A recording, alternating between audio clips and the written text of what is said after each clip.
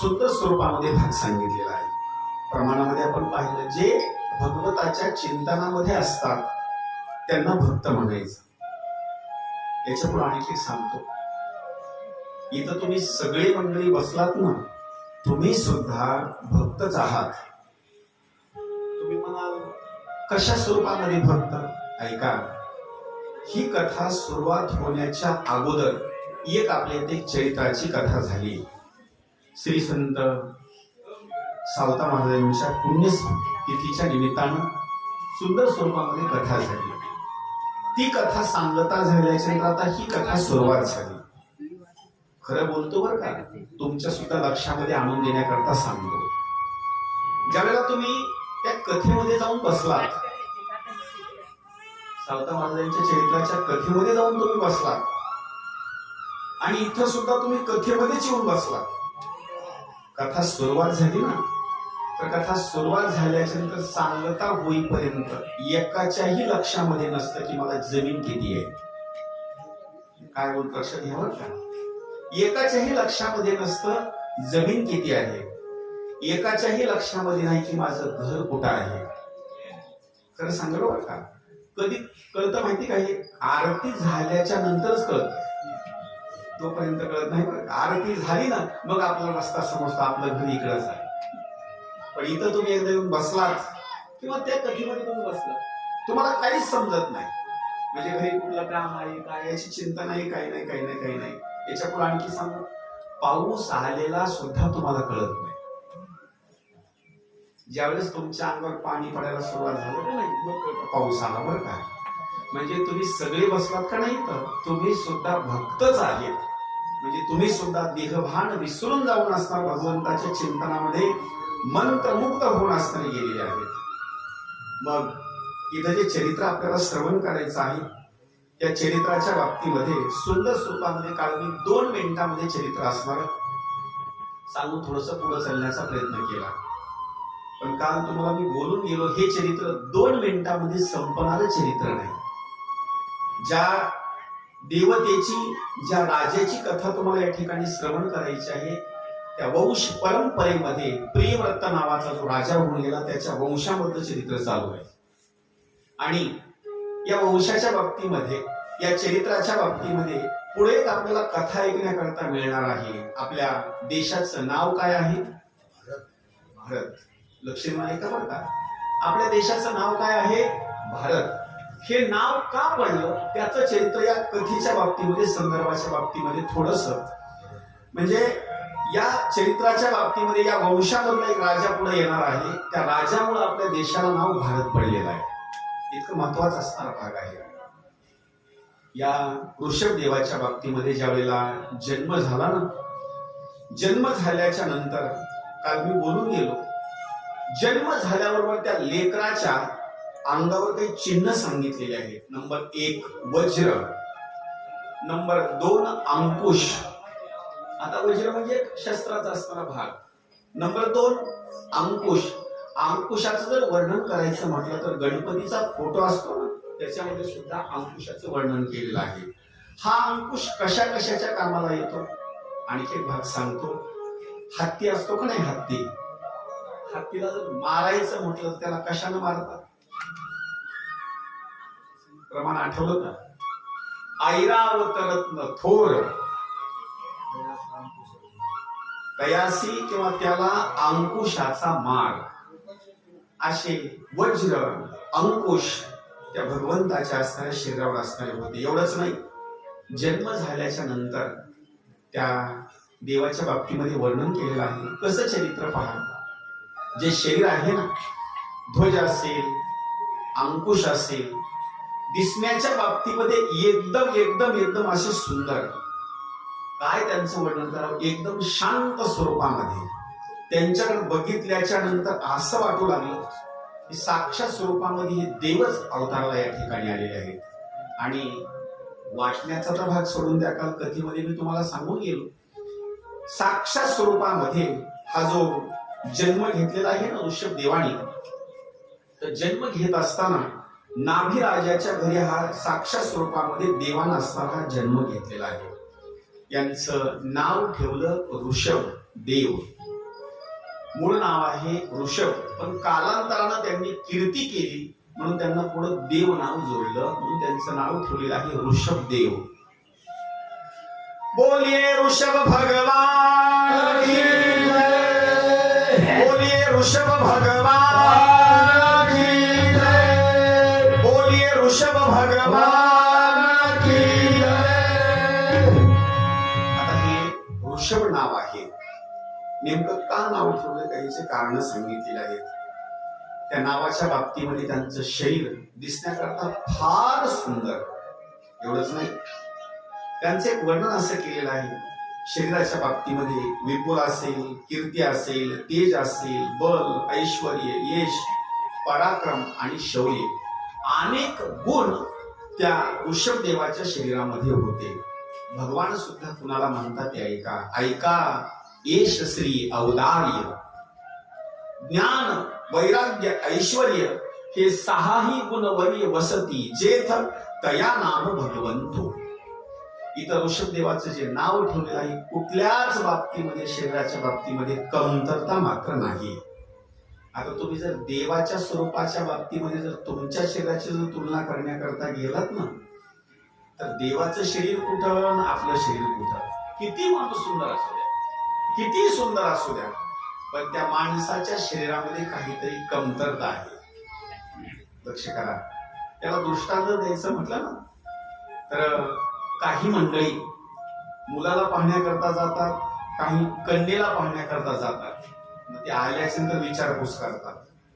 जुन्या काळामध्ये 2-3 गोष्टी विचारायच्या मुलीच्या बाबतीमध्ये. कोणत्या?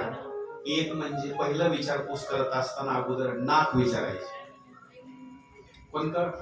मुलगी बघून आली ना, पहिला अगोदर काय विचारायचे? नाक. आणि नंबर 2 ला डोळे. आता दृष्टांत द्यायचं म्हटलं तर काही जणांचं सौंदर्य चांगलं आहे, पण सौंदर्य चांगलं असून काही जणांना नाक मात्र बरोबर नाही. एकनाथ महाराजांनी वर्णन केलं आहे, काय करावी ती 32 लक्षणे, नाक नाही तेने वाया गेली. देवाच्या बाबतीमध्ये तुम्ही जर एखाद्या वेळेस आपल्या नाकाची तुलना जर करत असाल तर कुठं देवाचं नाक, कुठं आपलं नाक. देवाच्या गालाचं वर्णन करा आणि आपल्याही गालाचं वर्णन करा. देवाचे गाल जशाला तसेच आहे, त्या गालात बदल नाही, पण आपल्या गालामध्ये सुद्धा बदल आहे. लहानपणामधले गाल चांगल्या स्वरूपामध्ये, तरुणपणामध्ये पुन्हा चांगले, म्हातारपणामध्ये एवढीवर का साखर बसल्याचे म्हणजे. पुन्हा तुम्ही त्याला पार्ले खाऊ घाला, नाही तर तुम्ही किती खारी खोबरं खाऊ घाला, पुन्हा वर येतात का ते? अजिबात नाही. किती सुंदर वर्णन आहे पहा देवाच्या बाबतीमध्ये. राजस कुमार मदनाचा पुतळा, राजस कुमार मदनाचा पुतळा, राजस कुमार मदनाचा पुतळा, राजस कुमार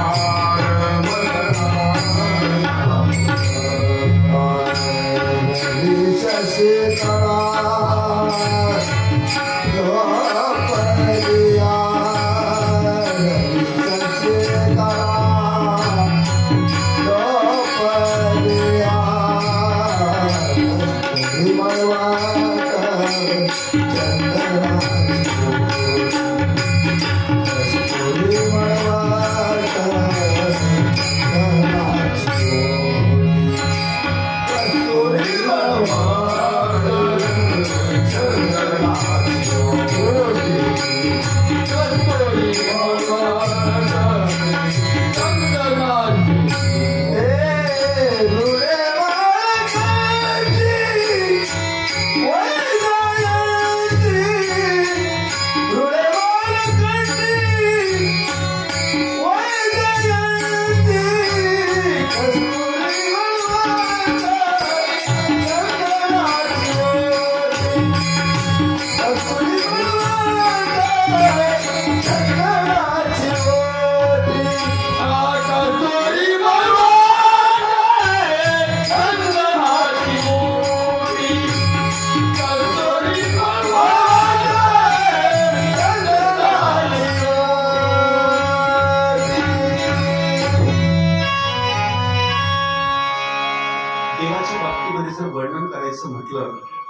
देवाचा जो चेहरा आहे ना, फारच सुंदर देवाचा असणारा चेहरा आहे. आपल्या चेहऱ्यामध्ये बदल होतो, पण देवाच्या चेहऱ्यामध्ये कधी सुद्धा बदल होत नाही. या ऋषभदेवाच्या चरित्रामध्ये साक्षात स्वरूपामध्ये देवाचाच असणारा तो अवतार आहे, अंश आहे.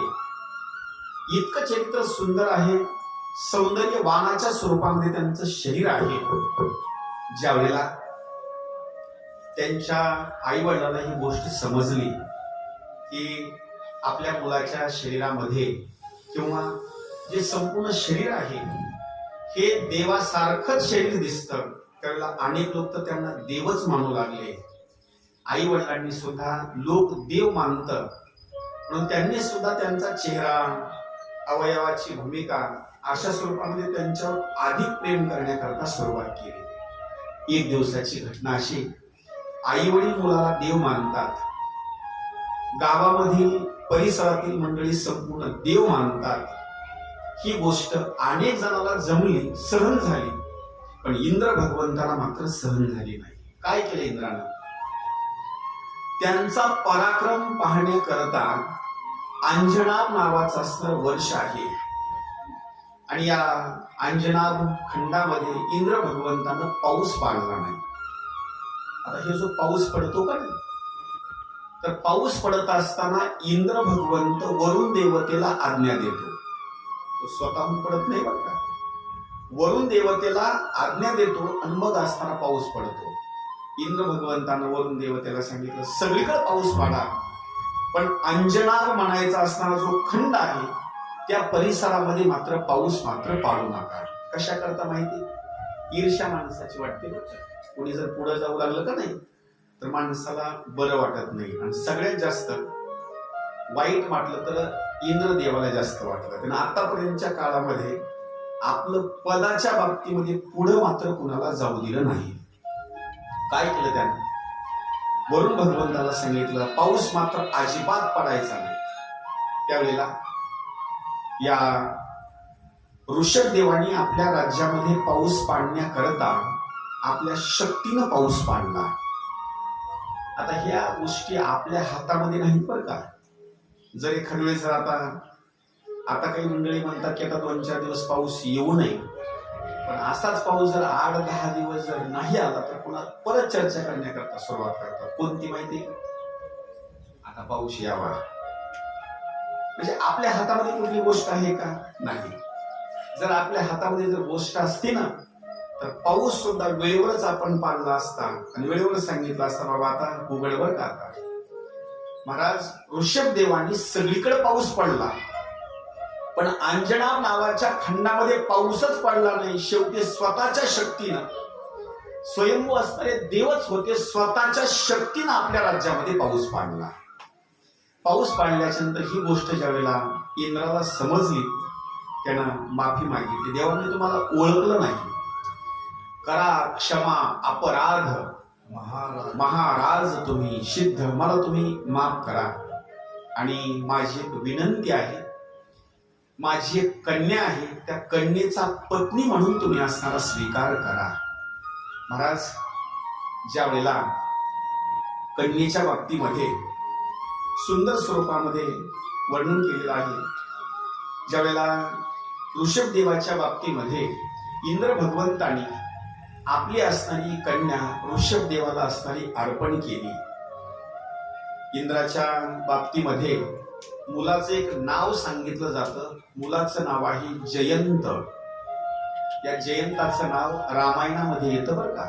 हा कोणता जयंत असा जर प्रश्न विचारला, ज्या वेळेला मनामध्ये विकार निर्माण झाला आणि अरण्यामध्ये ज्यावेळेला सीता माता प्रभू श्रीरामचंद्रजीच्या सोबत आलेली होती, त्यावेळेला त्या सीता मातेचं सौंदर्य पाहिल्याच्या नंतर हा जयंत कावळ्याचं रूप घेतलं.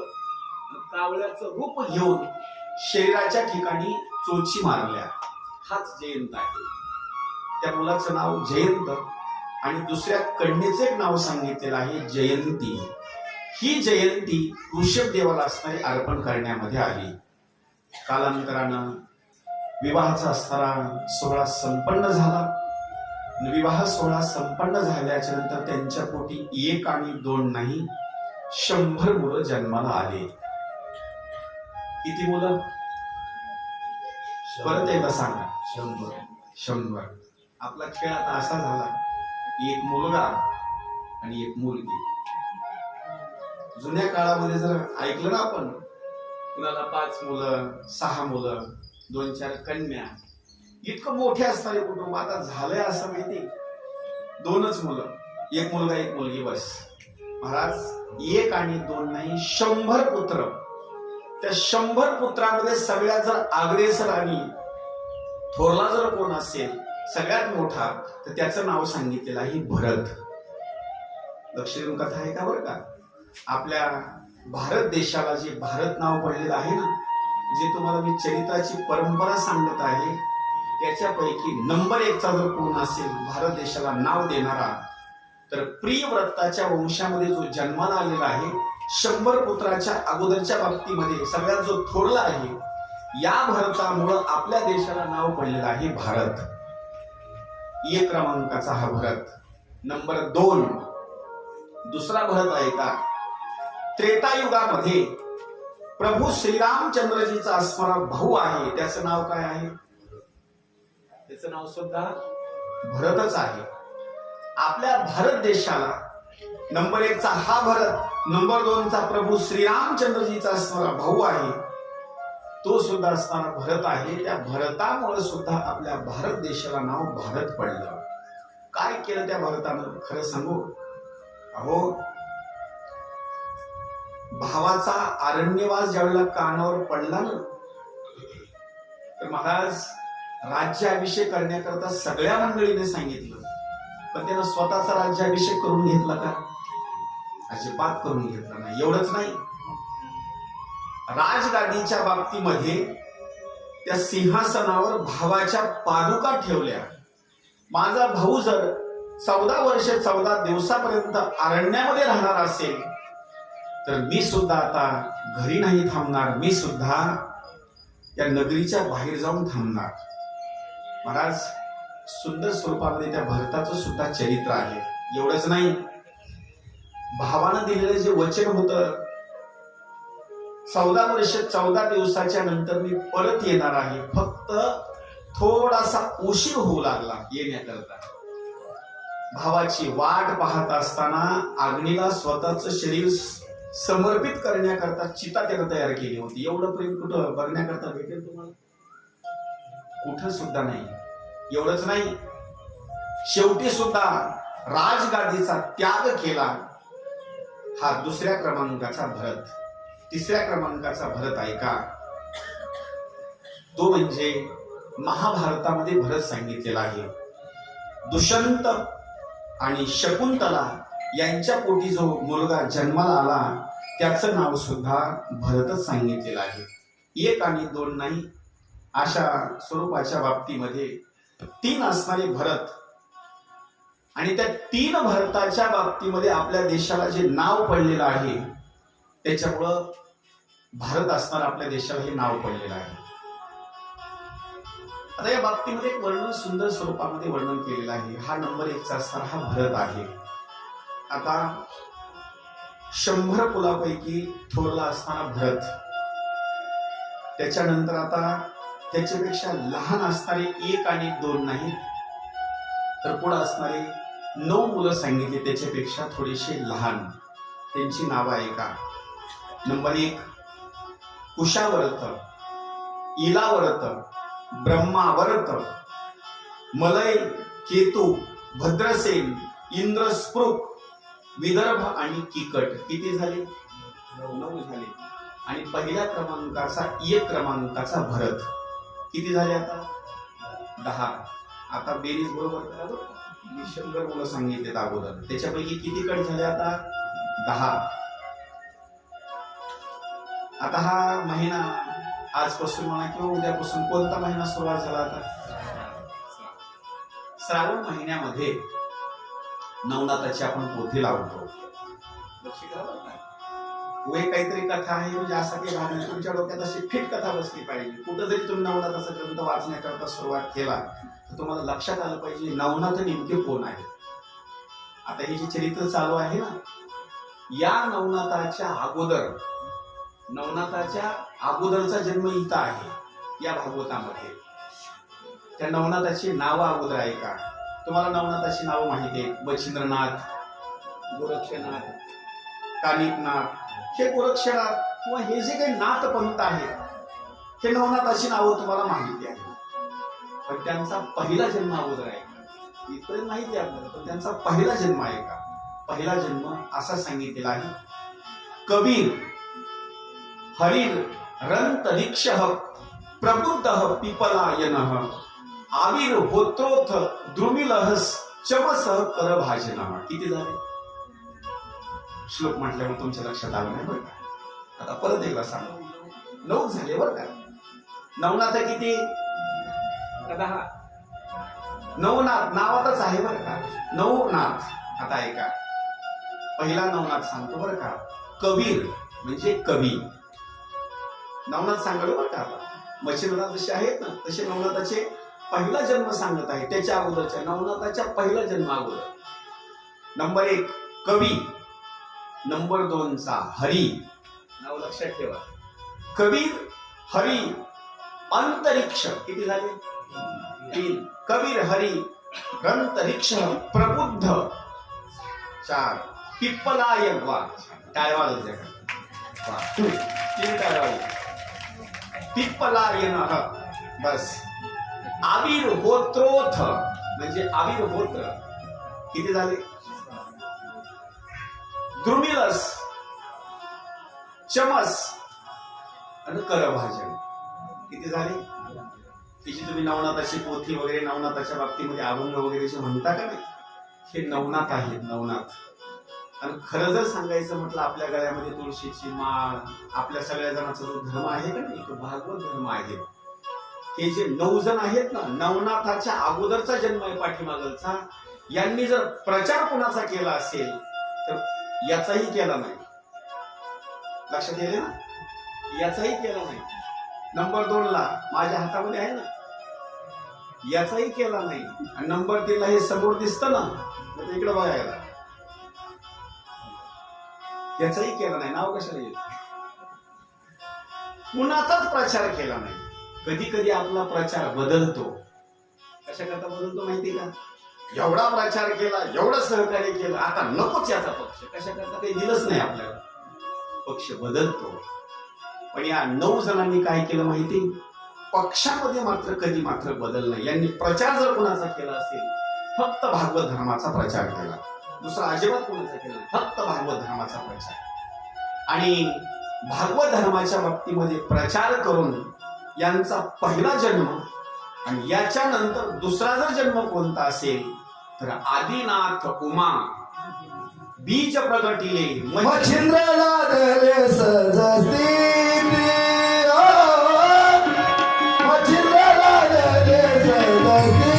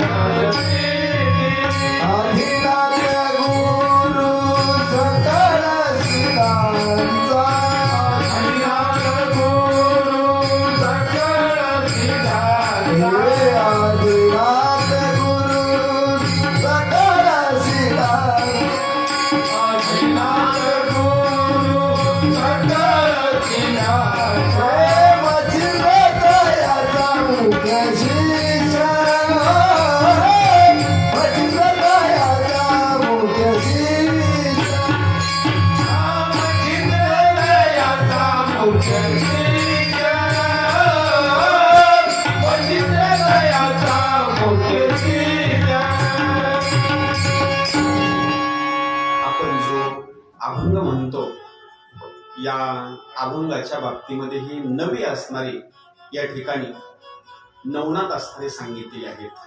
100 मुलं सांगितले, त्याच्यापैकी पहिले 10, त्याच्यानंतर हे 9, 100 मधून 19 कट करा. कमी करा. खाली किती राहिले? 81 राहिले बघ खाली. या 81 जणांनी काय केलं?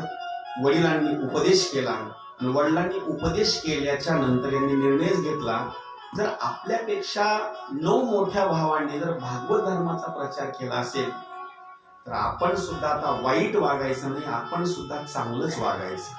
या 81 मुलांनी काय केलं ते ऐका.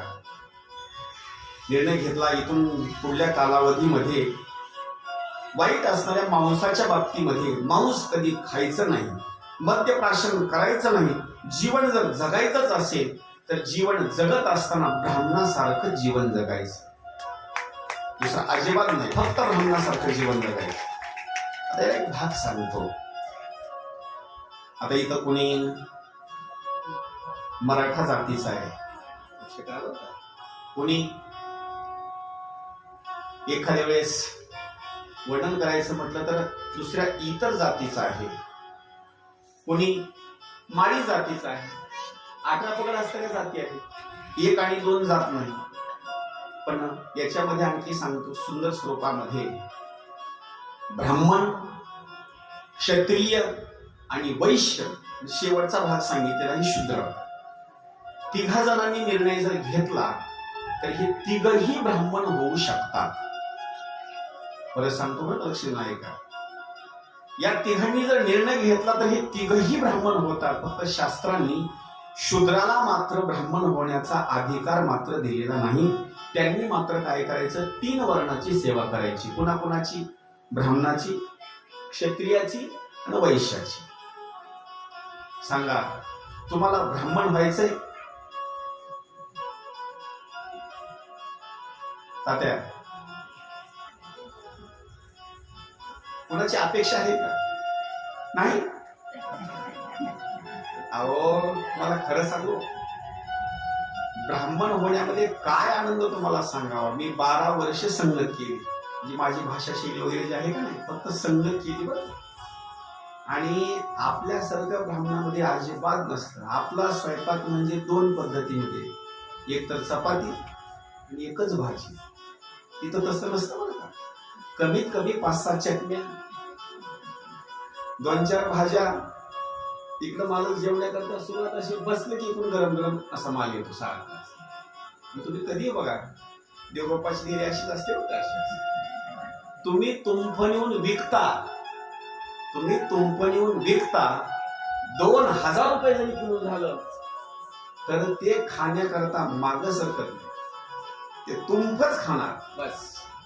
महाराज त्यांची देवाची पूजा पाठ वगैरे सगळ्या चांगल्या गोष्टी, कुठलीच असं टेन्शन मात्र घेत नाही, अजिबात तरी ताण घेत नाही. महाराज त्या ब्राह्मणाच्या बाबतीमध्ये वर्णन केलं आहे. जर आपल्याला असं वाटलं की आपल्याला ब्राह्मणच व्हायचं आहे तर ब्राह्मण समाजामध्ये जरी जन्माला आलेला असेल तर त्याची सुद्धा अगोदर मुंज करावी लागते, त्याच्यानंतर तो ब्राह्मण होतो. असा होत नाही बरं का. तो नुसता ब्राह्मणाच्या कुटुंबामध्ये जन्माला आला आणि त्याची मुंजच केली नाही तरी तो ब्राह्मण नाही, त्याला अभिषेक करण्याचा अधिकार नाही. नंबर 2, क्षत्रिय आहे. क्षत्रियानं जर निर्णय घेतला मला सुद्धा ब्राह्मण व्हायचंय, आपण इथं सगळे बसलो का नाही, माफी मागून बोलतो, सगळ्या जणाला ब्राह्मण होता येतं, सगळ्या जणाला ब्राह्मण होता येतं. पण आपल्या धर्माचा त्याग करावा लागतो. आणि पुन्हा मात्र एकदा ब्राह्मण जर झाला रे झाला, पुन्हा ब्राह्मणासारखंच आचरण करावं लागतं.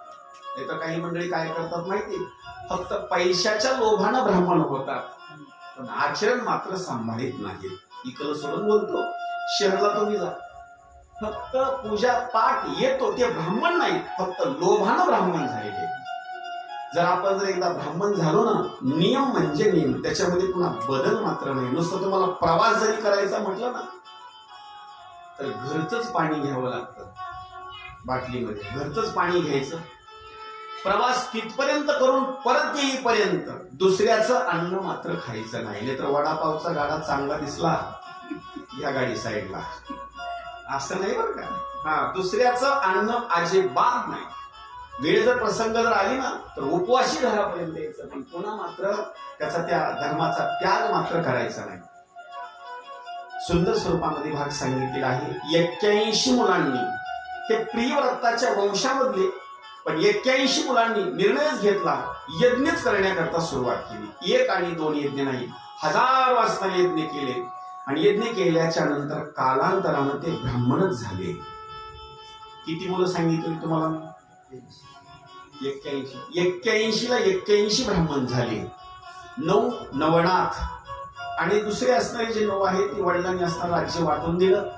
आणि सगळ्या मुलांनी एका ठिकाणी बापानं बसवलं आणि बसवल्याच्या नंतर उपदेश करण्याकरता सुरुवात केली. किती बापाचा उपदेश महत्वाचा आहे ते पहा. बापानं ज्यावेळेला उपदेश करण्याकरता सुरुवात केली, पहिला उपदेश आहे बापाचा. कोणता उपदेश? त्या बापाचा उपदेश वेगळा आहे. आणि तुकाराम महाराजांनी आपल्या अभंगामध्ये किंवा इतर साधू संतांनी सुद्धा सांगितलेलं आहे, जर एखादा मुलगा जर चांगल्या श्रीमंत घराण्यामधला जर मंदिरामध्ये जाऊ लागला, टाळ हरिपाठ वगैरे भजन पूजन जर करू लागला, तर काही जणांना आवडतं काही जणांना आवडत. महाराज सुंदर स्वरूपामध्ये भाग सांगितलेला आहे. ज्या वेळेला 100 मुलांनी उपदेश करण्याकरता सुरुवात केली आणि एकच उपदेश सर्व जणांनी सांगण्याकरता सुरुवात केला. मुलांनो ऐका, ज्याच्यावर तुम्ही प्रेम करता हे प्रेम करणारी असणारी जी वस्तू आहे का नाही, ही मात्र नश्वर आहे. कोणती वस्तू? कोणती वस्तू? प्रेम करणारी जर वस्तू जर कोणती असेल तर ही गोष्ट नश्वर आहे. त्याच्यावर मात्र तुम्ही प्रेम मात्र करू नका. कोणती वस्तू ते ऐका. नंबर 1 ला तुमचं जे शरीर आहे हे शरीर मात्र टिकणार नाही. हे शरीर मात्र या ठिकाणी एक ना एक दिवस जाणारच आहे. याला एक प्रमाण सांगतो, जायाचे शरीर जाईल क्षणात, काहो गोपीनाथ पावेची ना. महाराज काही गोष्टी अशा आहेत, एखाद्या वेळेस पुढे गेलेली गोष्ट तुम्हाला पाठीमागं आणता येईल. तुम्हाला कसं काय सांगतो त्याला दृष्टांत. एखादा माणूस तुमच्यापासून पुढे गेलेला आहे, त्याला परत फिरवता येतं. कसं सांगतो? जर माणूस पुढे जर गेला ना, तर त्याला नाव त्याचं घ्या, त्याला हाक मारा. पुढे गेलेला माणूस त्याला हात जर दाखवला, पाठीमागे येतो. नंबर 2 ला एसटी आहे, गावात आली, फिरली, पुढे निघून गेली. तुम्हाला तर एसटी मध्ये जायचं, पण तुम्ही आवाज दिला, दुसऱ्या माणसानं तो आवाज दिला, पुढे गेलेली गाडी सुद्धा आवाज देऊन देऊन थांबली. दृष्टांत संपला. आता एक गोष्ट अशी आहे, पुढे गेलेली तुम्हाला परत घेता येत नाही. सांगू? ऐका, जोपर्यंत दगड गोफणीमध्ये आहे तोपर्यंत तुमचं नियंत्रण त्याच्यावर आहे. पण एकदा जर गोफणीमधून जर दगड जर पुढे निघाला ना, आता घ्या बरं तुम्ही परत, आता घेता येत. त्याच्या पुढे आणखी एक दृष्टांत. तुमचं आयुष्य पुढे निघून गेलेलं आहे, त्या आयुष्याला परत घ्या बरं, घेता येत. आता कुणाचं वय 50 वर्ष 80 वर्ष आहे, तुम्ही जर असं ठरवलं की मला आता 6च महिन्याचं बनायचंय, जमत? तुम्हाला पुढे गेलेलं आयुष्य पाठीमागं अजिबात आणता येणार नाही. महाराज सुंदर स्वरूपामध्ये त्या ऋषभदेवानं 100 मुलाला उपदेश केला. मुलांनो, एक ना एक दिवस हे शरीर काय होणार आहे? नाशिवंत. आणि हे टिकणारं शरीर नाही, याच्यावर तुम्ही प्रेम करू नका. प्रेमच करायचं असेल तर ईश्वरावर प्रेम करा. प्रेम करू नका. प्रेमच करायचं असेल तर ईश्वरावर प्रेम करा. पण दुसरी गोष्ट अशी सांगितलेली आहे, सारखं जर तुम्ही ईश्वरावरच प्रेम करत असाल तर कधी कधी ती सुद्धा गोष्ट चुकीचीच आहे. तुम्हाला असं कसं काय? त्याला आणखी मार्ग सांगतो. उदाहरणार्थ ऐका बरं. पती पत्नी 2 जण आहेत, मुलं लहान आहेत. आणि मुलं लहान असल्याच्या नंतर आता त्यांचं पहिलं कर्तव्य सांगितलेलं आहे. कोणतं माहिती? आईनं त्या मुलाचं संगोपन करणे.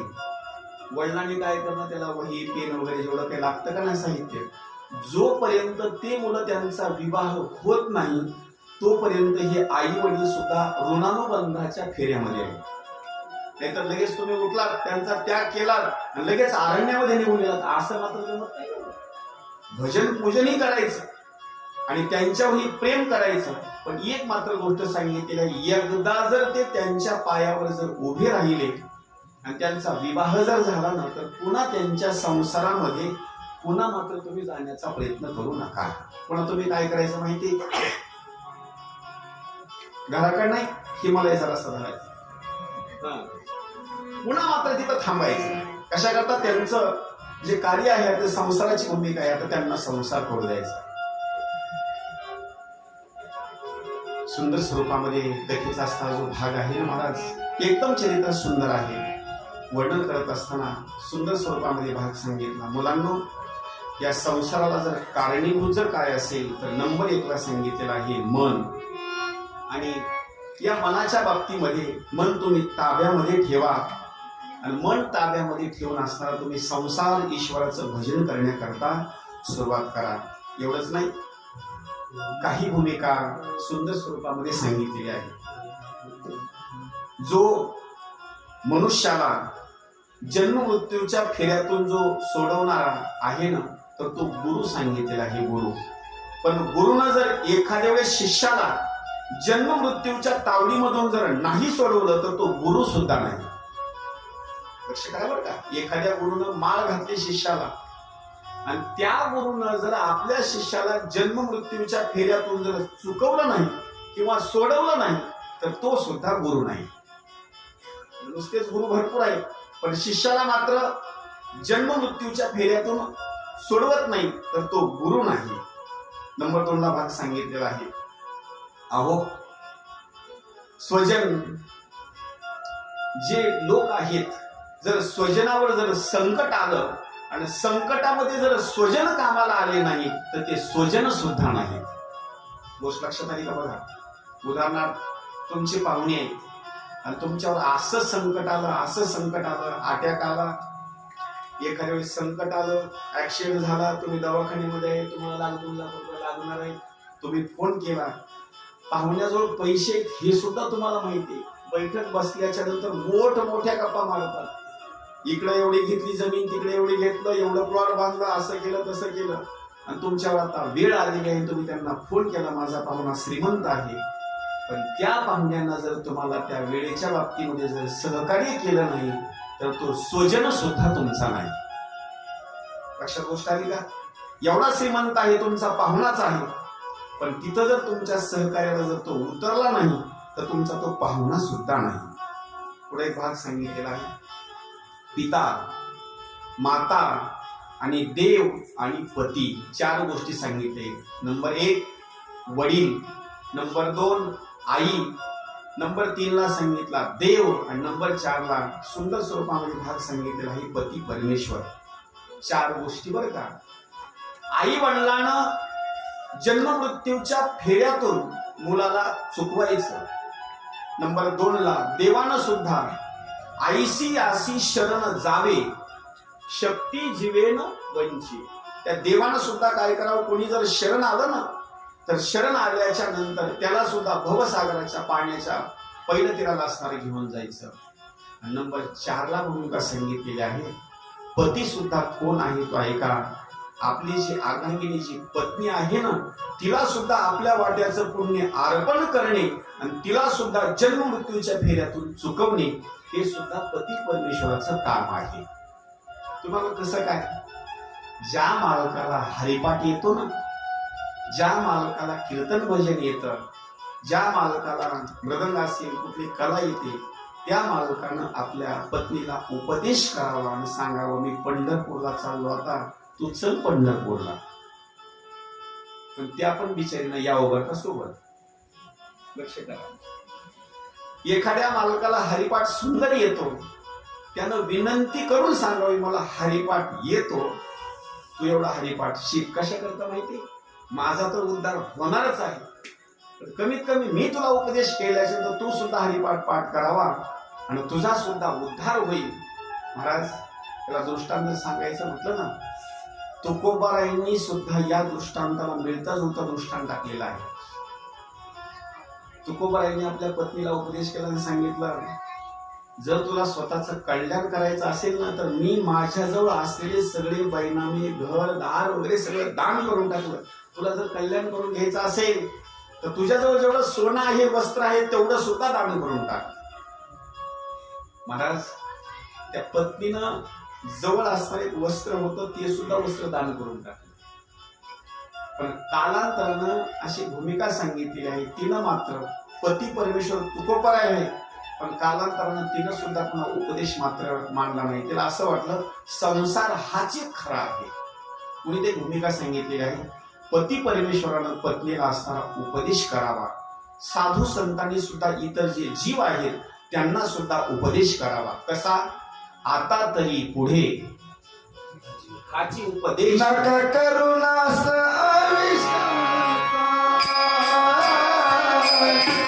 नका करुणास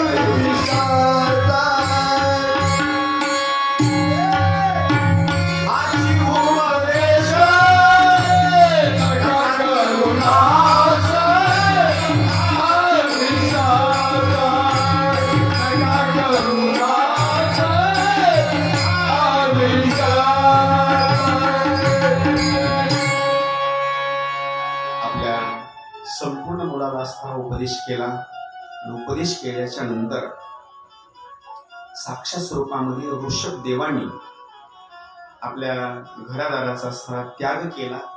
आपल्या मुलाला, जो भरत म्हणायचा असणारा थोरला मुलगा आहे ना, तर त्या मुलाला राजगादीवर बसवलं आणि जे छोटे दुसरे मुलं आहेत त्यांना उपदेश केला.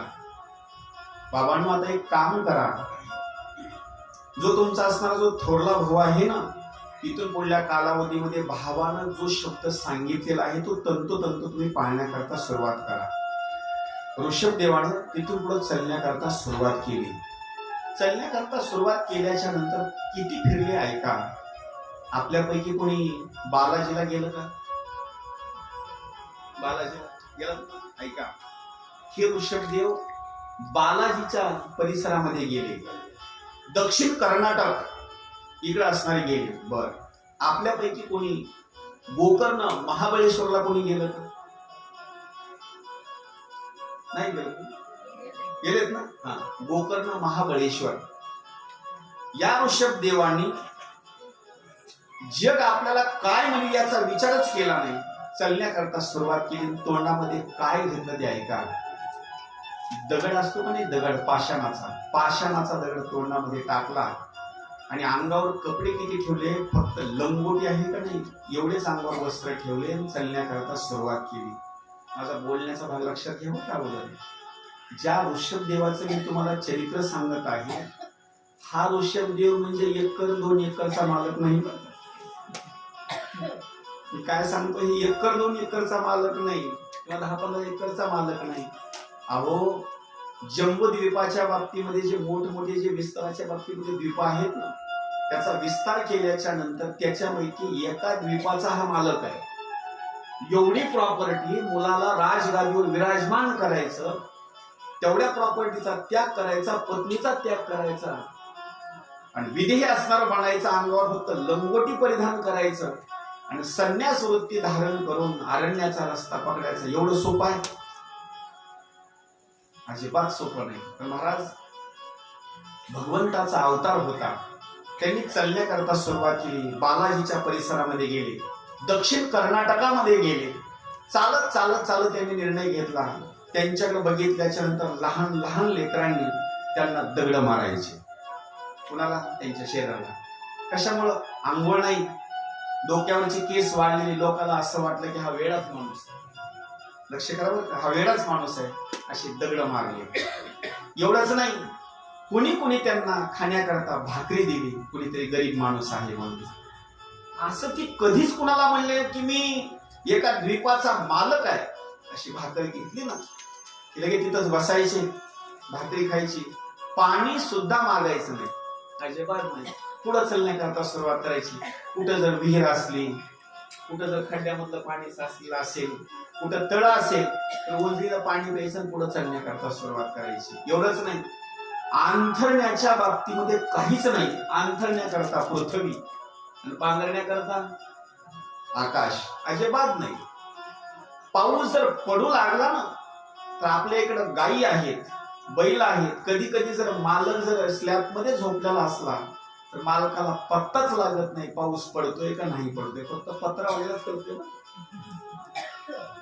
मालक रात्रभर निवांत झोपतो. बैल गायी असणारे असे बाहेर असतात, त्यांच्या गावात किती पाऊस पडतो, पावसामध्येच बिचारे थांबतात. ऋषभदेवाचं चरित्र आहे, मुसळधार पाऊस पडू लागला ना तर गुहेमध्ये जाऊन कधी थांबले नाही, त्या पावसामध्येच असणारे थांबले. चालण्याकरता सुरुवात केली. चालत चालत चालत कुठंही झोपायचे आणि कुठेही बसायचे. पुढे तर किती विधी अवस्था ऐका. पुन्हा दात घासायचे बंद करून टाकले. काय चरित्र आहे विचार राजाचं. पुन्हा आंघोळ करण्याची बंद करून टाकली. एवढंच नाही, आपण ज्यावेळेला सकाळी या गोष्टीला जातो ना, ही सुद्धा गोष्टी जाग्यावरच करायची. आणि जाग्यावर केल्याच्या नंतर कमीत कमी तिथून थोडं साईडला तरी निघून जावं, अजिबात नाही, त्याच्यामध्येच लोळायचे. आता काही लोक म्हणजे एवढी घाण अवस्था कशी काय त्यांची, एवढा तर मोठा महात्मा होता आणि त्याच्यामध्येच असा का लोळायचा. ऐका, आपलं जीवन वेगळं आहे आणि साधू महात्म्याचं जीवन वेगळं आहे. तुम्हाला असं कसं काय? अहो, त्यांनी मूत्र जर विसर्जन केलं, मूत्र जर विसर्जन केलं आणि विष्ठेच्या बाबतीमध्ये जर विष्ठा जर टाकली तर त्याचा दुर्गंध नव्हता. साधू महात्म्याचे त्याचा दुर्गंध नव्हता तर त्याचा सुगंध होता. वायुदेव त्यांच्या जवळ यायचा, दर्शन घ्यायचा आणि तो सुगंध अनेक परिसरापर्यंत घेऊन जायचा. आणि तो सुगंध आल्याच्या नंतर लोक म्हणायची, एवढा वास चांगला कुठून येत असेल. मी कथा सांगत लक्षात येईल तुमच्या. ती विष्ठेचा सुगंध शेणच्या स्वरूपामध्ये बदल झाला. कशा करता? तो साधारण जीवात्मा नव्हता, साक्षात स्वरूपामध्ये तो देवच होते, देवाचाच असणारा अंश. आणि सुंदर स्वरूपामध्ये असं चलण्याकरता, फिरण्याकरता, त्या विष्ठेमध्ये मूत्रामध्ये लोळण्याकरता सुरुवात केल्याच्या नंतर त्या महात्म्याची मात्र कुणाला सुद्धा ओळख झाली नाही. हा देवच आहे, हा महात्माच आहे, कुणालाच कळालं नाही. एक दिवस स्वतःचं शरीर संपवण्याकरता अचानक स्वरूपामध्ये जंगलामध्ये वादळ सुटलं. आणि वादळ सुटल्याच्या नंतर वेळूचं आणि वेळूचं घर्षण होण्याकरता सुरुवात झाली. घर्षण सुरुवात झाल्याच्या नंतर त्याच्यामधूनच अग्नीची असणारी ठिणगी पेटली. ठिणगी पेटल्याच्या नंतर जीव जंतू, पशु पक्षी आरडाओरडा करू लागले आणि आपला जीव वाचवण्याकरता धावू लागले. महाराज, या ऋषभ देवांनी एकच निर्णय घेतला, कधी ना कधी तुम्ही किती जरी पळालात तर एक ना एक दिवस तुम्हाला अग्नी जाळणार म्हणजे जाळणार. गोष्ट लक्षात येईल. तुम्ही अग्नीला घेऊन जा, तुम्ही किती घेऊन पळा, पण शेवटी अग्नी जाळणार का नाही जाळणार? अहो, अग्नी कधी ना कधी जाळणारच. तुम्ही किती अग्नीला घ्या, किती अग्नीपासून अलिप्त राहण्याचा प्रयत्न करा, अग्नी जाळणार म्हणजे जाळणार. जोपर्यंत आपल्याला कळतं तोपर्यंत जाळणार नाही, पण मरण पावल्याच्या नंतर आपली इच्छा जरी नसली तर लोक तर जाळतात का नाही. ऋषभ देवाने निर्णय घेतला, अरे मी आता जर या अग्नीला भिवून जर इथून जर पळून गेलो तर एक ना एक दिवस कधी ना कधी मला अग्नी जाळणारच आहे. मग आता अग्नीला काय घ्यायचं? आणि हा अग्नी म्हणजे साक्षात स्वरूपामध्ये अग्नी देव आहे आणि इथं मात्र हा अग्नी पवित्र अग्नी आहे. लक्ष कोण आहे का बरं का? हा अग्नी कसा आहे? पवित्र आहे. अग्नी प्रज्वलित होत असताना हा अग्नी वृक्षाच्या बाबतीमध्ये प्रज्वलित झालेला आहे. हा अग्नी पवित्र आहे.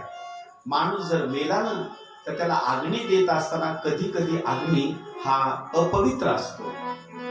तुम्हाला कसा काय? जी मंडळी त्या माठामध्ये अग्नी प्रज्वलित करून टाकतात का नाही, काही मंडळी बिड्या ओढणारे असतात,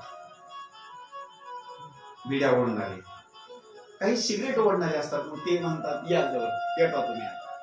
म्हणजे तो अग्नीच आहे पण तो अपवित्र आहे. अग्नी सुद्धा प्रज्वलित करायचा ना त्याला माळकरी माणूस असावा, निर्व्यसनी असावा, त्याला जवळ बोलवून सांगा आता तुम्ही काळी वडा बरं का. त्या अग्नी प्रज्वलित करण्याची सुद्धा भूमिका आहे. ऋषभदेव म्हणतात इथला जो अग्नी आहे ना, साक्षात स्वरूपामध्ये हा जो अग्नी आहे तर पवित्र असणारा अग्नी आहे. या अग्नीला माझं शरीर मी या ठिकाणी आता देऊन टाकणार. काय त्यांचं चरित्र विचार करा. आणि तुम्ही किंवा मी असेल, आपण किती जरी त्याग केला तरी एक ना एक दिवस आपल्याला हे शरीर द्यावंच लागेल. तुम्ही नाही द्या तरी तुम्हाला एक दिवस द्यावंच लागेल. कारण पिंड हा उसना आणिला पाचाचा, शेकी लागे ज्याचा त्यासी देणे. ते आपण उसना आणलेला आहे. 5 जणाला तुम्हाला कधी ना कधी द्यावंच लागेल. पुन्हा कुणाला पाण्याला एक दिवस तुम्हाला द्यावंच लागेल. तुम्हाला हस्ती विसर्जन पाण्यामध्येच करावे लागते. नंबर 2 ला अग्नीकडून उसना आणलेला आहे, अग्नीला द्यावंच लागेल. एक ना एक दिवस मातीकडून आणलेला आहे, माती माणसाचे होते, मातीला द्यावंच लागतं. म्हणजे उसना आणलेला आहे, उसण्याच्या स्वरूपामध्ये आणलेला आहे, परत द्यावं लागेल. ज्यावेळेला ऋषभदेवाच्या चरित्रामध्ये त्यांनी निर्णय घेतला की हे शरीर मी आता अग्नीला देणार. अग्नी प्रज्वलित झालेला होता. पेटत पेटत जंगल त्यांच्या शरीरापर्यंत आलं, पण त्यांनी मात्र त्या अग्नीला भिले नाहीत. उलट असं हात जोडले, दर्शन घेतलं, स्वतःचं शरीर अग्नीला समर्पित करून टाकलं. आता याच्यामध्ये आणखी एक भाग सांगतो. मग काही मंडळी तर अग्नीला शरीर समर्पित करतात, मग तेही देव स्वरूपच होतात का हो? नाही. लक्ष करा बरं का, मला सांगायचं काय भाग ते लक्ष करा. काही मंडळी अग्नीला स्वतःचं शरीर देऊन टाकतात, मग ते काही देव स्वरूपच होतात का? नाही. ऋषभदेवानी जे शरीर अग्नीला समर्पित करून टाकलं ते ब्रह्मचिंतनामध्ये समर्पित करून टाकलं. म्हणजे देवाचं नामचिंतन घेऊन घेऊन समर्पित करून टाकलं. माफी मागून बोलतो, पाठीमागच्या कालावधीमध्ये किंवा आता सुद्धा तुम्ही टीव्हीवर किंवा मोबाईलवर बातमी ऐकत असाल, त्रासाला कंटाळून एखाद्या महिलेनं किंवा माणसानं अंगावर पेट्रोल टाकलं, रॉकेल टाकलं, काडी बनवून घेतली. मग यांनी हे अग्नीला समर्पित केलेलं आहे. मग हे काही ब्रह्मरूप झाले का? हे ब्रह्मस्वरूप झाले नाही बरं का. हे वैतागविने गिरायक, हे ब्रह्मस्वरूप नाही. अग्नीला स्वतःचं शरीर असताना समर्पित करून टाकलं आणि शरीर समर्पित केल्याच्या नंतर मग मात्र पुढे वर्णन केलेलं आहे. एक विश्वरूप म्हणायचा असणारा एक राजाच्या बाबतीमध्ये भाग सांगितलेला आहे. त्या राजाची असणारी एक कन्या आहे, त्या कन्येचं नाव आहे पंचजनी. या पंचजनी सोबत भरतानं विवाह केला. विवाह केल्याच्या नंतर त्या भरताच्या पोटी 1 आणि 2 नाही 5 मुलं जन्माला आले. नंबर 1 सुमती, राष्ट्रभूत, एवढंच नाही सुदर्शन आणि आवरण आणि धूम्रकेतू असे 5 मुलं जन्माला आले. राज्य करण्याकरता सुरुवात केली आणि राज्य करण्याकरता सुरुवात केल्याच्या नंतर त्या भरतानं सुद्धा निर्णय घेतला, माझ्या वडिलांनी माझं संपूर्ण असणाऱ्या शरीराची जी भूमिका आहे किंवा मला उपदेश केला शरीराच्या बाबतीमध्ये, वडिलांनी सुद्धा जंगलामध्ये जाऊन स्वतःचं शरीर अग्नीला समर्पित करून टाकलं. आता मी सुद्धा काय करणार, वडिलांच्या उपदेशानुसार या ठिकाणी सुंदर स्वरूपामध्ये राज्य कारभार मुलावर सोपवून देणार आणि मी सुद्धा अरण्यामध्ये निघून जाणार. महाराज, या भरतानं काय केलं, नाव भरत, राज्य संपूर्ण मुलावर सोपवून दिलं आणि सोपवून दिल्याच्या नंतर मग मात्र सुंदर स्वरूपामध्ये अरण्यामध्ये असताना निघून गेला. आता कुठं निघून गेला त्याचे काही सुंदर भूमिकेमध्ये वर्णन त्या ठिकाणी सांगितलेलं आहे. हा कुठे निघून गेला? कुणी नेपाळमध्ये गेलं का? नेपाळ 4 धाम यात्रा करत असताना जातात ना लोक. नेपाळ हा जडभरत राजा, म्हणजे हा जो भरत आहे ना, राज्याचा त्याग केला, नेपाळमध्ये निघून गेला. तिथल्या नदीचं नाव आहे का काली गंडकी. ऐकून आहात का नाव तुम्ही? नाही. ख्याता तया गंडकी. मंगळाष्टिक ऐकली असेल. त्या मंगळाष्टिकेमध्ये गंगा, सिंधू, सरस्वती, यमुना या मंगळाष्टिकेमध्ये एक नदीचं नाव येतं गंडकी आणि त्या नदीला 2 नाव आहेत, काली गंडकी आणि गंडकी. काही लोक म्हणतील मग काली गंडकी का म्हणतात? त्या नदीचं एक वर्णन असं आहे, त्या नदीचं पाणी दिसण्याकरता काळं आहे म्हणून तिचं नाव काली गंडकी. दुसरा एक भाग असा आहे, कोणाकोणाच्या घरामध्ये शालिग्राम आणलेला आहे. या यात्रेला गेले ना, शालिग्राम घेऊन येतात. पण शालिग्रामाचं वर्णन असं केलेलं आहे, 1 आणि 2 स्वरूपाचे नाहीत, 24 प्रकारचे शालिग्राम आहेत. जसे रुद्राक्ष असतात ना, तसे 24 प्रकारचे शालिग्राम आहेत. मग शालिग्राम कशाला म्हणायचं त्याचं आणखी एक वर्णन सांगतो. त्याचा दिसण्याकरता कलर हा काळा असतो, एकदम गुळगुळीत असतो, आणि त्याच्यावर चिन्ह अशा असतात. कुठल्या कुठल्या शालिग्रामाला नुसतं मुखच असतं, आपलं जसं तोंड आहे का नाही, नुसतं त्याला तोंडच असतं. कुठल्या कुठल्या शालिग्रामावर तुम्हाला सुदर्शन चक्र त्या दगडावर दिसेल, कुठल्या कुठल्या शालिग्रामावर तुम्हाला गदेचं चिन्ह दिसेल. असे एक प्रकारचे नाही, अनेक प्रकारचे आहेत.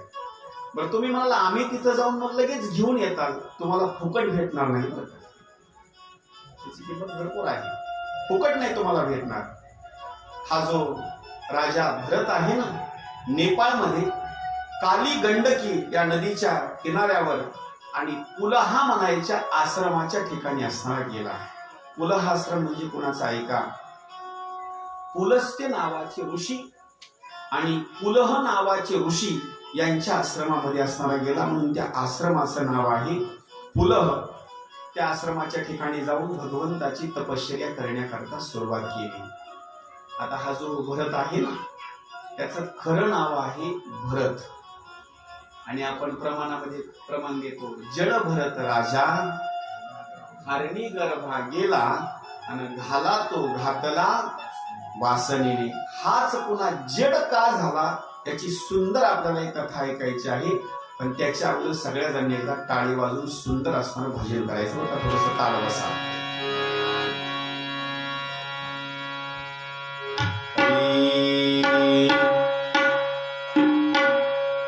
विठ्ठल विठ्ठल विठ्ठल हरी ओम विठ्ठल, विठ्ठल हरी ओम विठ्ठल, विठ्ठल विठ्ठल विठ्ठल हरी ओम विठ्ठल, विठ्ठल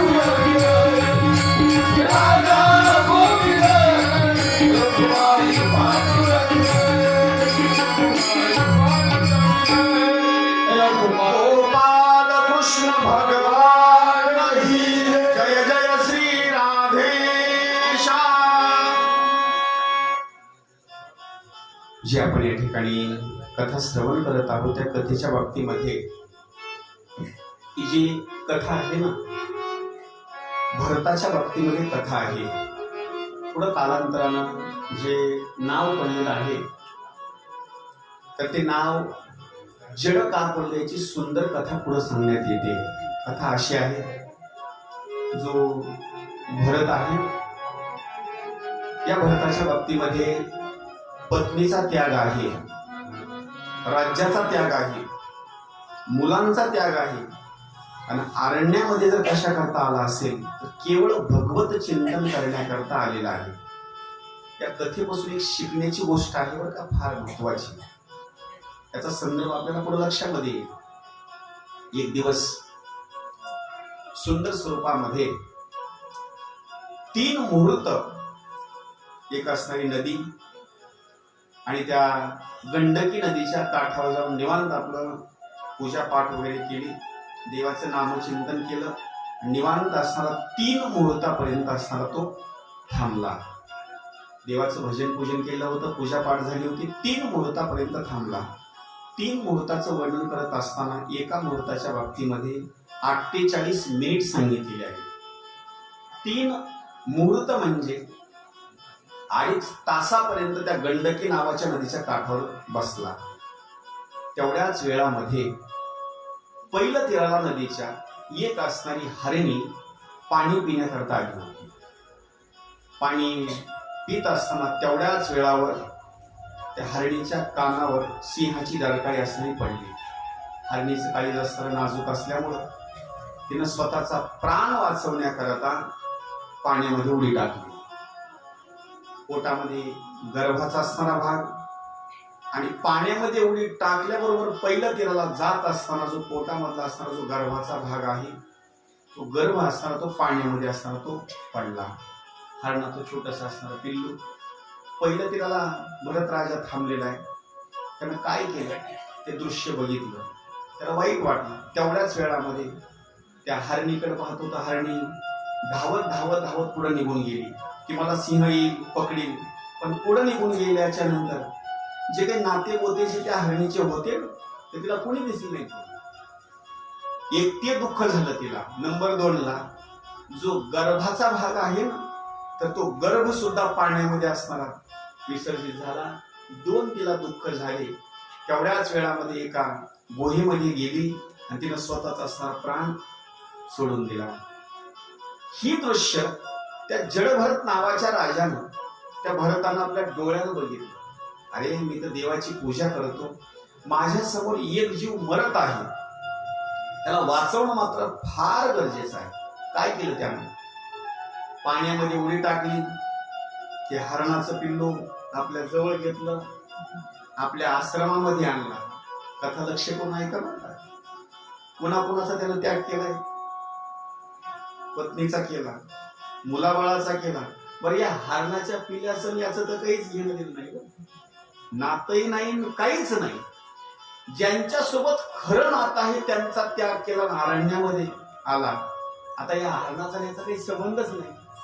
ते हरणाचं पिल्लू आपल्या आश्रमामध्ये आणलं, त्याला थोडस दूध वगैरे पाजण्याकरता सुरुवात केलं, चारा वगैरे खाऊ घालण्याकरता सुरुवात केली. आणि त्याच्या डोक्यामध्ये एक गोष्ट आली, आता याला जर मी असं जर सोडून दिलं तर कोणीतरी मग लांडगा येईल, कुत्रा येईल, सिंह येईल, याला खाऊन टाकेल. माझ्याशिवाय याला तरी कोण आहे? गोष्ट लक्षात येईल ना. माझ्याशिवाय याला कोण आहे? आता मी सोडून देणं म्हणजे चुकीची भूमिका आहे बरं. त्याला सोडून देणं मात्र बरोबर नाही. त्यानं काय केलं? त्या गंडकी नावाच्या नदीच्या काठावर दररोजच्या नित्यनेमाप्रमाणे भगवंताचं चिंतन करण्याकरता सुरुवात केली. डोळे झाकायचे, बसायचं, ओमचा असणारा भूमिकेच्या बाबतीमध्ये मंत्रजप करण्याकरता सुरुवात करायची. पण मधून मधून डोळे उघडायचे. कशा करता? पिल्लू आहे का नाही बघण्याकरता. भजन पूजन चालू आहे, पण भजन पूजन चालू असताना डोळे उघडायचे. पिल्लू आहे का नाही कुठंतरी. पिल्लू दिसलं की परत आणखी भजन, त्याचं चिंतन चालू. महाराज एवढी ओढ लागली, एवढी ओढ लागली ना, 5 मिनिट जरी ते पिल्लू कुठं जर बाजूला निघून गेलं ना, तर याला असं वाटायचं काय सांगावं काय नाही, माझं संपूर्ण सर्वस्व या ठिकाणी नष्ट झालं. त्याला शोधण्याकरता अरण्यामध्ये निघून जायचं. कुठं जर ते हरण भेटलं ना, तर त्याला जसा काय धनाचा हंडा सापडला, त्याला उचलायचा आणि पुन्हा आपल्या आश्रमामध्ये आणायचा. महाराज एवढं प्रेम, एवढं प्रेम, एवढं प्रेम. अहो आपल्या पूजेमध्ये बाधा येईल, लक्ष करा बरं का, पूजेमध्ये बाधा येईल म्हणून त्यानं पत्नीचा त्याग करून टाकला. कधी कधी देवाची पूजा जर सुरू झाली ना, तर पत्नी आवाज देते, झाली का पूजा? लक्ष देईल, आटपून घ्या पूजा लवकर पटकन. जनावराला पाणी पाजवायचे, शेताकडे आणले जायचे. म्हणजे पूजेमध्ये व्यक्ती आला का नाही, त्या पूजेमध्ये व्यत्यय येऊ नये म्हणून पत्नीचा त्याग आहे, मुलाबाळाचा त्याग आहे, सगळ्या संसाराचा त्याग आहे. आणि इथं त्याला घरामध्ये किंवा घरी थांबत असताना, राज्यामध्ये थांबत असताना पूजेला मात्र कोणी जर स्पर्श केला ना, तर त्याला आवडत नसायचं. पूजेच्या बाबतीमध्ये कोणी जर स्पर्श केला ना, आवडत नसायचं. पण आता याची पूजा जर सुरू झाली तर ते हरणाचं पिल्लू काय करायचं माहिती, कुठंतरी मातीत चिखलामध्ये लोळायचं, याच्या मांडीवर येऊन बसायचं. आता विचार करा बरं का. आता एवढं त्याचं शरीर अपवित्र व्हायचं पूजेच्या बाबतीमध्ये, त्याला लगेच राग व्हायचा हरणाला. हरणाला रागवलं, ते हरणाला मांडीवरून उठायचं, साईडला जाऊन असं बसायचं. पण त्यानं हरणाच्या पिल्लानं नाराज झालं की याचं पूजेवर मनच लागायचं नाही, पूजा बंद करायची आणि त्या हरणाच्या पिल्लाला जवळ घेऊन बसायचं. म्हणजे ते नाराज झालेलं सुद्धा त्याला आवडायचं नाही. इतकी माया आणि इतकं प्रेम त्याच्यावर जळलं ना. महाराज इतकं प्रेम, इतकं प्रेम. अरण्यात जर फिरायचं निघाला ना, त्याला कधी खांद्यावर घ्यायचं, कधी उचलून छातीच्या ठिकाणी घ्यायचा, ज्याला ते चारा लागतो तो चारा जाऊन आणायचा. महाराज घटना अशी घडली, कालांतरानं हरिपाठ बंद झाला, लक्ष करा, काकडा बंद झाला, देवाला स्नान घालायचं, पूजा करायची, ओमचा जप करायचा, सगळं सगळं सगळं सगळं असणारं बंद झालं. आणि बंद झाल्याच्या नंतर पुन्हा एकच आठवण त्याच्या हृदयामध्ये, फक्त आता हे हरण, दुसरं काहीच नाही. महाराज सर्वस्वाचा त्याग केलेला आणि तेवढ्याच कालावधीमध्ये यमदूताच्या बाबतीमध्ये शेवटचा असताना जो कालावधी सांगितलेला आहे तो क्षण जवळ आला.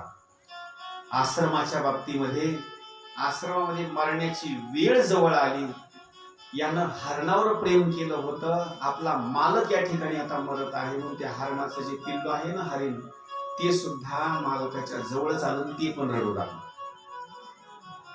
काय बोलतो लक्ष देऊन ऐका बरं का. मला या कथेमधून एक संदर्भ तुम्हाला सांगायचा आहे. जडभरत राजा म्हणजे दुसरा तिसरा कोणी नाही. त्या कथेचा आपला थोडासा संबंध जुळतो. तुम्हाला कसा काय? महाराज ज्या वेळेला त्या हरणाचं पिल्लू रडू लागलं ना, तर रडत असल्या वेळेस याच्या मनामध्ये एकच चिंता लागली, आता मी जर मरून गेलो ना तर याचा सांभाळ कोण करेल, याला शिंग खाऊन टाकेल, आता याला कोणी सुद्धा वाचवू शकणार नाही. महाराज शेवटच्या क्षणाला देवाचं नामचिंतन करायला पाहिजे होतं, पण प्राण सोडत असताना सारखं याचं लक्ष जर कुणाकडे असेल तर हरणाच्या चेहऱ्याकडे.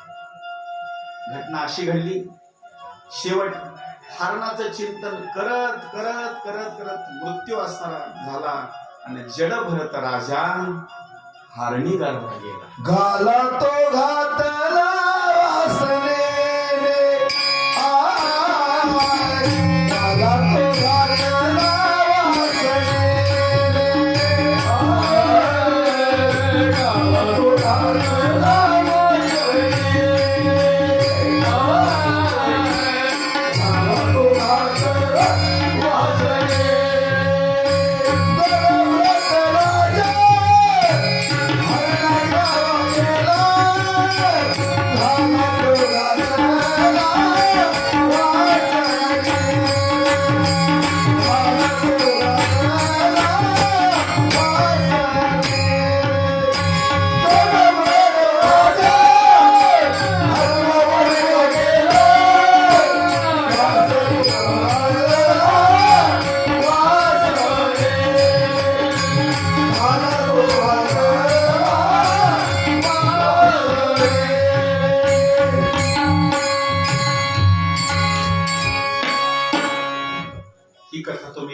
असताना कीर्तनामध्ये अनेक वेळेला ऐकली, पण कीर्तन करायला काय होतं माहिती, 2 तासामध्ये अभंग सोडवायचा असतो, सगळी कथा सांगता येत नाही. या कथेचा संदर्भ आपल्या सोबत आहे, ती कथा सोडून द्या. जडभरत राजा जर कोण असेल ना तर लक्ष करा बरं ना, ज्याचं मरण जवळ आलं का नाही तोच जडभरत राजा आहे.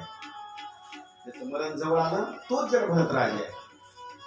ज्या वेळेला त्याचं मरण जवळ आल्याच्या नंतर मग स्त्री असो किंवा पुरुष असो, ज्यावेळी त्याचं मरण जवळ आलं तर सगळे लोक काय करतात माहिती, पोट असेल, बाज असेल किंवा जमिनीवर त्याच्यात टाकलेला असेल ना, सगळे लोक जवळ येतात आणि काय करतात माहिती, त्याच्याकडे बघतात, रडण्या करतात, सुरुवात करतात. यांच्या डोळ्याला पाणी आलं रे आलं, ज्याचा जीव निघून चालला का नाही, त्यांना त्यांच्याविषयी ममता पहिली असते.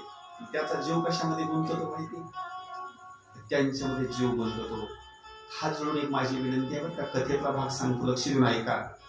अशी जर वेळ तुमच्या डोळ्याच्या समोर जर कुठं आली ना तर एकही माणसानं रडायचं, एकही माणसानं रडायचं. एक काम करायचं, त्यांना निरोप देत असताना एखादा विठ्ठलाचा फोटो आणायचा. बाबा बघा किती विठ्ठलाची मूर्ती सुंदर आहे, किती गाल सुंदर आहे, असं त्यांना फोटो दाखवायचा. काय होईल माहिती का त्याच्यामुळे, शेवटच्या क्षणाला त्यांची बुद्धी परिवर्तित झालेली असते. जर शेवटच्या क्षणाला त्यांच्या डोक्यात जरी नसेल की मला विठ्ठलाचं दर्शन घ्यायचं, असा फोटो बघितला का नाही ते हसणार झाले. काय होईल माहिती, शेवटच्या क्षणाला संसारामध्ये माया गुंतणार नाही. शेवटच्या क्षणाला त्यांना दर्शन कोणाचं होईल, विठ्ठलाचं दर्शन होईल. कुणी रडायचं नाही. नातू पंतू वगैरे सखे सोयरे वगैरे सगळे आहेत का नाही, तर लोक काय करतात, बाबा मला ओळखीलं का, आता ओळखायचं टाइम आहे,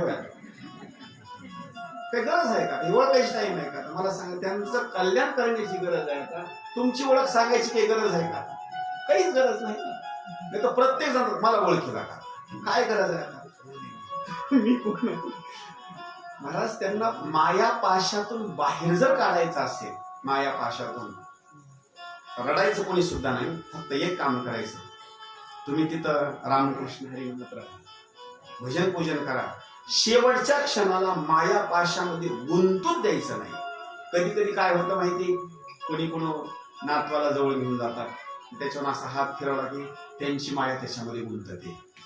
कधी सुद्धा माया, सगळ्यांनी निरोप देत असताना हसत मुखाने निरोप द्यायचा. दुःख तर प्रत्येक जणाला असतं, पण त्यांची माया आपल्यामध्ये गुंतून याच्याकरता देवाच्या बाबतीमध्ये सगळ्या मंडळींनी प्रयत्न करायचा. त्याचं कारण सांगितलेलं आहे. आपलं सोडून द्या, अहो भरतासारखा राजा हरणाच्या गर्भाला गेला. भरतासारखा आपलं कुठं तुम्ही मांडायला, काय नाही आपलं कुठं मांडायला तुम्ही. एवढा मोठा राजा हरणाच्या जन्माला गेला, आणि गेल्याच्या नंतर ज्यावेळेस त्याला जन्म भेटला ना, तर जन्म भेटल्याच्या नंतर थोडासा मोठा झाल्याच्या नंतर हरणाच्या जन्माला जाऊन सुद्धा रडू लागला. कोण? हा जडभरत राजा हरणाच्या जन्माला गेला आणि रडू लागला. इतकी त्याची बुद्धी, श्रेष्ठ बुद्धी होती. त्याच्या गोष्ट लक्षात आली, अरे पहिल्या जन्मामध्ये मी भरत होतो, प्रियव्रताच्या वंशामधला, पण शेवटच्या वेळेला मी मात्र फसलो, हरणाचं चिंतन केलं, आणि आज मला जन्म जो भेटला ना, तर तो हरणाचाच भेटला. त्याला कळालं, त्यानं काय केलं. ज्यावेळेला कळालं, आपल्या आईचा त्याग केला. कालंजर नावाचा पर्वत आहे, कधी तुम्हाला हे नाव ऐकायला भेटलं नाही. कोणता पर्वत? कालंजर म्हणायचा पर्वत आहे. याचा जन्म तिथं झाला, त्या पर्वतावर. त्याला कळालं, पहिल्या जन्मामध्ये मी नेपाळमध्ये काली गंडकी म्हणायची नदी आहे, ऐका बरं का, काली गंडकी म्हणायची नदी आहे. पुलह आणि पुलस त्याचा असणारा जो आश्रम आहे, पुलह आश्रम, तिथं मी तपश्चर्याला गेलो होतो. माझी प्रीती हरणाच्या ठिकाणी जडली होती. अर्धवट माझी देवाची सेवा झाली. आता मला इथं राहायचं नाही, मी आईचा त्याग करणार, माझं कल्याण करण्याकरता तिथं निघून जाणार. ते हरण कुठे गेलं माहिती? कुठं? ते हरण कालंजर पर्वतावर जन्म झाला. पहिल्या जन्मामध्ये जो भरत राजा त्या गंडकी नदीच्या ठिकाणी होता ना तपश्चर्या करण्याकरता, ते हरण तिथं गेलं. तिथं गेल्याच्या नंतर त्याला सगळं आठवू लागलं. मी इथं तपश्चर्याला कसा आलो होतो, इथं हरणाचं पिल्लू पाण्यामध्ये कसं होऊन जाऊ लागलं, शेवटच्या वेळेला त्या हरणामध्ये माझी आसक्ती कशी निर्माण झाली. तिथं गेल्याच्या नंतर ते हरण मोठमोठ्यानं असं टाकूपूर्ण असताना रडू लागलं. लक्षात गोष्ट आली, आता रडून काय उपयोग आहे? काय उपयोग आहे रडून? आता मला त्या देवाचं नाव घेता येत नाही, काहीच नाही. सांगा, गायीनं कधी ओम नमः शिवाय म्हणली? लक्षात आले का नाही? बैलानं कधी रामकृष्ण हरी कधी म्हटलं? त्याने निर्णय घेतला, आता मला रामही म्हणता येत नाही, कृष्णही म्हणता येत नाही. देवानं तोंड दिलं, पण काहीच उपयोगाचं नाही, काहीच उपयोगाचं नाही. मग काय करावं लागेल? आता मी जिवंत राहणार नाही, आता मी मरणार. त्या हरणानं विचार केला, अर्ध शरीर पाण्यामध्ये त्यानं बुडवलं. त्या नदीमध्ये, बरं का, कोणत्या? गंडकी म्हणायची नदी, त्या नदीमध्ये अर्ध शरीर बुडवलं आणि स्वतःचा जीव असणारा त्यानं सोडून दिला. ब्रह्मचिंतनामध्ये सोडून दिला. अर्ध शरीरच का बुडवलं? त्याचं कारण एक आहे, पाठीमागच्या शरीराची मरण्याकरता भूमिका लागत नाही. तुम्हाला कसं काय? ज्याला मरायचंय त्याने एकच काम करायचं. तरी लोक ऐकतात बरं का. अहो त्या हरणानं काय केलं? स्वतःचा जीव त्याग करायचा ना. समोरचा जे चेहरा आहे का नाही, जे मुख आहे का नाही, असं पाण्यामध्ये बुडवलं, श्वासोश्वास बंद झाला आणि त्यानं जीव सोडून दिला. ऐका, किती जन्म झाले त्यांचे? 2. पहिला भरत, दुसरा हरिण, आता तिसरा जन्म. ऐका, अंगिरस नावाचं गोत्र ब्राह्मण कुटुंबामध्ये जन्माला आला. त्या ब्राह्मणाला 2 असणाऱ्या पत्न्या. जी थोरली पत्नी आहे त्यांच्या पोटी 1 आणि 2 नाही 9 असणारी मुलं जन्माला आली. छोटी असणारी जी पत्नी आहे त्यांच्या पत्नीच्या ठिकाणी जुळे असणारे 2 जण जन्माला आले, 1 मुलगा आणि 1 मुलगी. महाराज सुंदर स्वरूपामध्ये लहानाचे मोठे होत असताना या जडभरत राजानं सुंदर स्वरूपामध्ये विचार केला की आता 2 जन्मामध्ये मी फसलो, आता मात्र मी फसणार नाही. महाराज जे दुसरे जे 9 भाऊ होते, वडिलांनी सांगावं आणि त्यांनी वेदपाठ कर्मकांड पूजा करावी आणि पैसा मात्र कमवण्याकरता सुरुवात करावी. बापाला काळजी होती, बापानं अनेक प्रकारे उपदेश केला, पण मुलगा मात्र शिकलाच नाही. शेवटी लहानाचा मोठा होत असताना एक दिवस बापाचा मृत्यू झाला. जी जडभरत राजाची जी आई होती, वडिलाच्या सोबत असणारी सती निघून गेली. पुढे मात्र अनेक जणांना उपदेश केला. शेतामध्ये काम करण्याकरता निघून गेला. एक दिवस डाकूनी काय केलं होतं, आपल्या सरदाराच्या बाबतीमध्ये त्यांना पुत्र संतती व्हावी म्हणून एका माणसाला बंदिवासामध्ये टाकलं होतं. तो रात्रीच्या वेळेला पळून निघून गेला. याला पकडून तिथपर्यंत नेलं, आंघोळ वगैरे घातली, पण भद्रकाली देवीला मात्र ही गोष्ट सहन झाली नाही. अनेक जणांचा असणारा सर्वनाश असणारा करून टाकला. पुढं एक दिवस शेतामध्ये पाणी भरत असताना एक सौरवीर देशाचा असणारा राजा, ज्याचं नाव आहे रघुवर, पालखीमध्ये बसून जाऊ लागला. त्याला एक मोही कमी पडला. मोही कमी पडल्याच्या नंतर याला खांदा देण्याकरता बोलून नेलं. 3 असणारे बोही होते, ते मात्र व्यवस्थित चालू लागले, पण हा मात्र कधी पुढे चालायचा, कधी पाठीमागे चालायचा. चलत असताना राजानं पालखीमधूनच विचारला प्रश्न, बोही तुम्ही अशी काय या ठिकाणी चालता? त्यावेळी सांगितलं, महाराज एक नवीन असणाऱ्या या ठिकाणी बोही जुंपलेला आहे.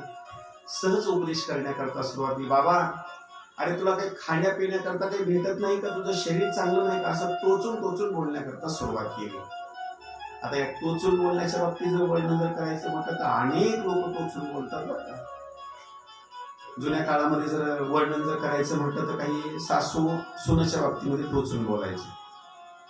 एका सुनबाईनं नवीन सुंदर स्वयंपाक केला आणि स्वयंपाक केल्याच्या नंतर सुनबाईची अपेक्षा अशी होती की सासूबाईनं आता काहीतरी आपल्याला पारितोषिक द्यावं, काहीतरी 4 शब्द चांगले बोलावे. सहज त्या सुनबाईनं प्रश्न विचारला, आत्या स्वयंपाक चांगला झालाय का?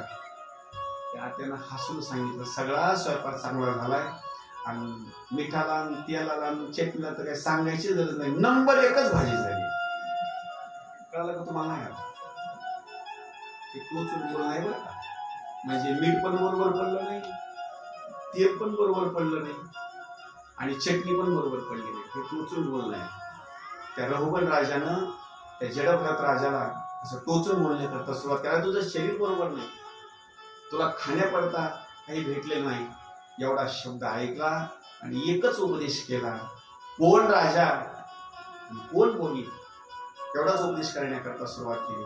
तेवढा मोठा महात्मा त्यानं सांगितलं, पालखी थांबवा. कुठे जाऊ लागला भेटण्याकरता माहिती? जे भगवंताचे जे 24 अवतार आहेत त्याच्यापैकी एक कपिल भगवंत आहे, त्यांना भेटण्याकरता जाऊ लागला.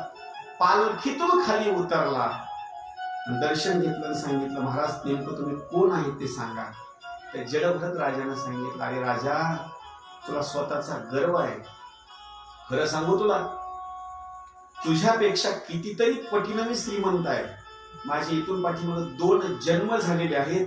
त्या 2 जन्माच्या बाबतीमध्ये मी मात्र मायेमध्ये फसलो. तू मात्र आता मायेमध्ये मात्र फसू नको बाबा.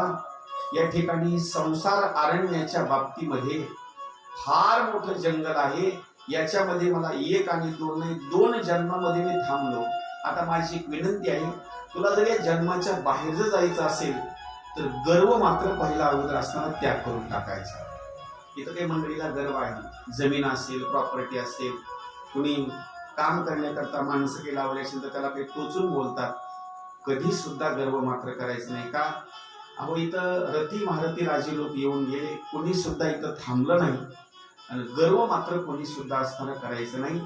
या रघुवनाच्या बाबतीमध्ये उपदेश केला आणि उपदेश केल्याच्या नंतर सुंदर स्वरूपामध्ये त्या ठिकाणी भाग सांगितलेला आहे. राजानं सुद्धा दर्शन घेतलं, तो सुद्धा असणारा राजा मात्र मुक्त झाला. या जडभरत राजाच्या चरित्रामधून एक मात्र शिकायचं, आपल्याला 1 आणि 2 जन्म नाही, जर आपण मायेमध्ये जर फसलो ना तर किती वेळा जन्म यावे, किती व्हावे खचित, म्हणवणी जीव भ्याला आणि शरण गेला विठोसी. अशा स्वरूपामध्ये आज ही द्वितीय दिवसाची असणारी ही कथा आहे. 10 वाजण्याकरता एक 5-10 मिनिटं बाकी आहेत. एक शेवटच्या असणारी सुंदर स्वरूपामध्ये गवळण होईल. सगळ्या जणी पाठीमागे टाळी वाजून असणारी